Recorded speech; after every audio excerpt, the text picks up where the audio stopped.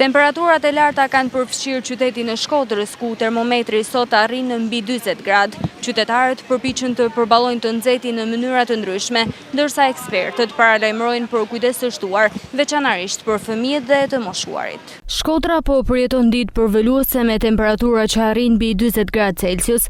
Vala e të nxehtit ka përfshirë të gjithë vendin, duke krijuar vështirësi për qytetarët.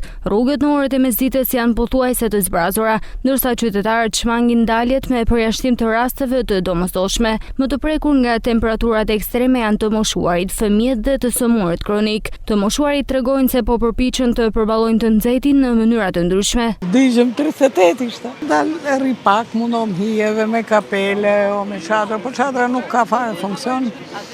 Edhe më dhe shtëpi kohën e vaps me kondicioner. Po sigurisht e ka kohën e vet. Çfarë bëjmë? Përballum me ujë, me kalu dhe me bëj gjiro mëngjes me pi kafe dhe më fut brenda.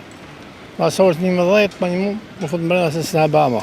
Këtë vit më duket më të larta se vitet të tjera. Po natyrisht ne di përballojmë sepse për njerëzit janë gjithçka. Njëri i mban. Ja çoj gurit e çao, ja çoj drunit e plasi, ja çoj njëriu të e bajti.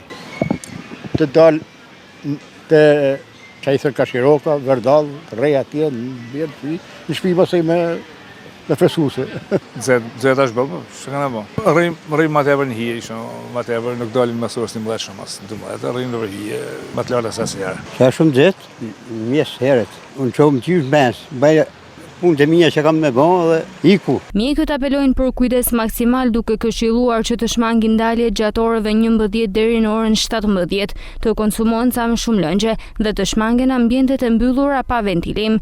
Ndërkohë, sipas parashikimeve të meteorologëve, vala e të nxehtit do të vijojë edhe në ditët në vazhdim.